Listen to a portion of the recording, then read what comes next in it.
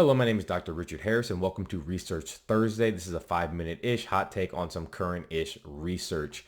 And what are we talking about today?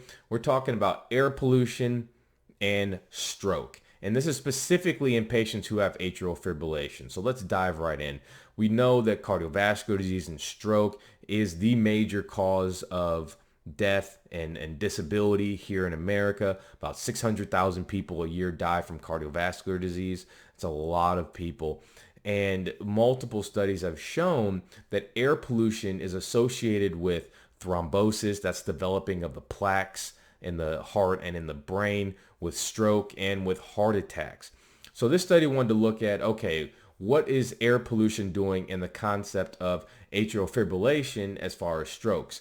And why are they looking at atrial fibrillation? Because atrial fibrillation, or AF, is a very common heart rhythm disorder. In AF, the top parts of the heart, the atria, start beating very quickly. And the main concern about this is, if it's not treated, is that it can lead to heart problems, heart failure and heart disease. And also it can lead to strokes because you get abnormal flow through the heart.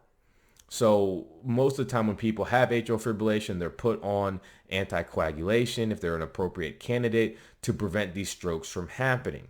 So how does this link to air pollution? Well, multiple studies have shown that there is a risk between short-term and long-term air pollution and the development of cardiovascular disease.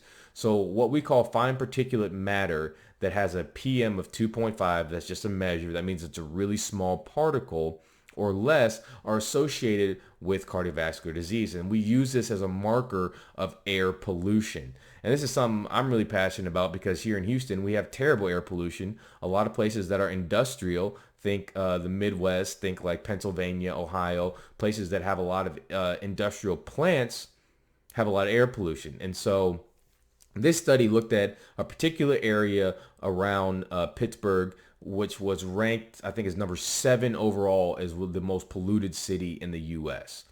So what did the study find? Well, they looked at atrial fibrillation, they looked at stroke, but they also took a look at, okay, well, we need to see if these comorbid conditions like diabetes, high blood pressure, heart failure, coronary artery disease, peripheral vascular disease, and TIAs affected outcomes. They also looked at household income and education levels because we know that that matters when it comes to health. Higher income usually have healthier outcomes. More education usually have healthier outcomes. So what they did was they followed people for about 3.5 years in this study. And what they found was for every one standard deviation increase in the amount of PM 2.5 was associated with an increased risk of stroke by about 8%. And then if they adjusted for all those other things that we talked about, all those other comorbid conditions, it went up to 7%.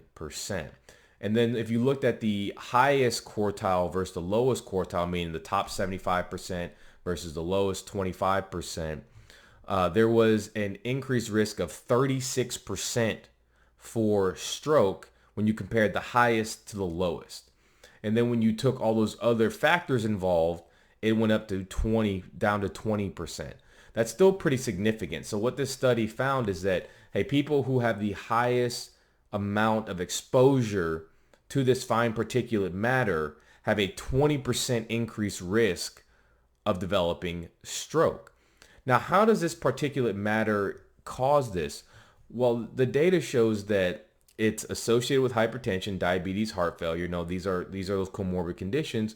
But having this matter around increases stress hormone activation, our buddy cortisol, which is not a good friend of ours these days that we've talked about numerous times, and it causes a pro-inflammatory and pro-clot forming, pro-thrombotic state. So this can lead to heart disease and heart attacks and strokes. So that's the link between the air pollution, the fine particulate matter, and stroke. Now, what's concerning about these findings is that we found that in general, areas of high amounts of black population have a 1.5-fold higher exposure to PM 2.5, and then it's 1.3-fold higher in areas where people are living below the poverty level. So already the population that's most susceptible to health and wellness issues, this is a further compounding that issue that they're usually in areas that are the most polluted.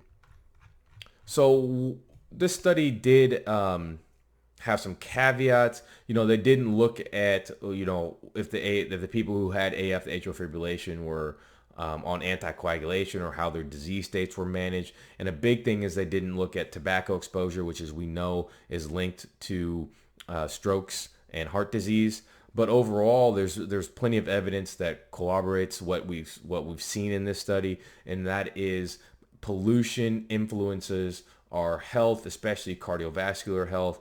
How can you protect yourself? A lot of people are getting air purifiers in their house. That's actually the next thing that we're going to invest in. But the other thing is avoiding toxins, right? Because we do have a system that helps us get rid of toxins, but if it's overloaded, then all of that toxin levels build up in the body. And then what happens is the more toxins you're exposed to, the more body fat you actually have. Why? Because one of the things that will happen when your body's exposed to toxins, it'll tell your body to make more fat to try and store the toxins so it's not being exposed to the cells in our organ systems. So I highly suggest our Avoiding Toxins podcast if you want to check out, or our Toxins podcast. It talks about some of the toxins and why that's a root cause of disease. In our wellness program, we actually have an entire section on how to avoid toxins and how to improve your body's own detoxification. You can check the comments for a link to our wellness program if that's something you're interested in. So thank you for listening to this episode of Research Thursday. I never know what day it is. It's a hazard of working in healthcare. Research Thursday. We'll be back next week with some more clinical studies. Have a blessed day.